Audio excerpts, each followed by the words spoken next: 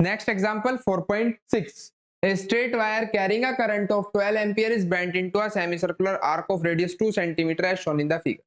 मैं आपको पहले ये बता दूं, ये वाला एग्जांपल काफी बच्चों का डाउट रहता है, ठीक है, तो ध्यान से समझ लीजिएगा कि एक स्ट्रेट वायर है जिसके अंदर 12 एम्पियर का करंट फ्लो हो रहा है और वो हमने ऐसे सेमी सर्कुलर आर्क के अंदर 2 सेंटीमीटर रेडियस की कन्वर्ट कर दिया। Consider the magnetic field at the centre of the arc, what is the magnetic field due to the straight segment.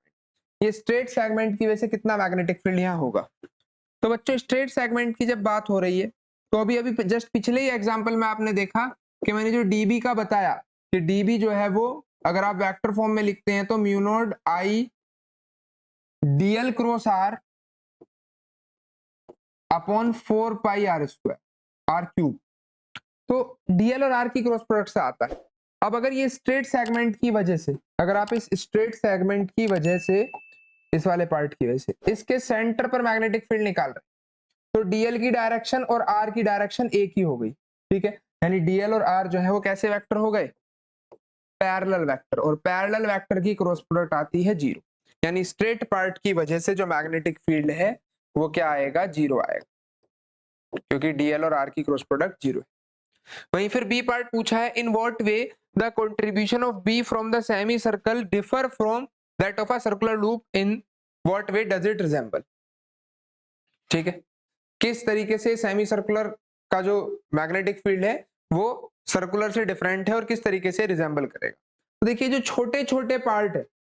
अगर इन छोटे छोटे पार्ट को आप देखते हो तो सबके सब, मान लो ये छोटा सा हिस्सा उठा लूं, ये छोटा सा हिस्सा उठा लूं, सबके सब मैग्नेटिक फील्ड एक ही डायरेक्शन में प्रोड्यूस करने वाले, यानी ये सब ऐड होंगे, और ऐड होंगे तो जो इसका मैग्नीट्यूड है, बी पार्ट की अगर हम बात कर रहे हैं तो इसका जो मैग्नीट्यूड है वो सर्कल का हाफ, ठीक है, तो म्यू नॉट आई अपॉन 4r सर्कल के हाफ मैग्नेटिक फील्ड के इक्वल होगा, यानी यहां वैल्यू पुट कर सकता हूं।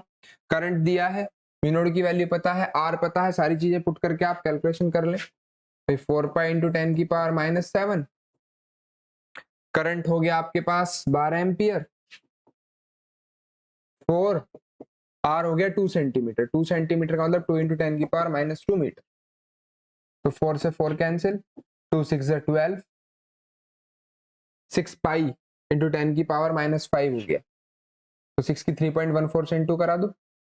या फिलहाल ऐसे ही छोड़ दो, 10 की पावर -5 ऐसे, इतना मैग्नेटिक फील्ड आएगा,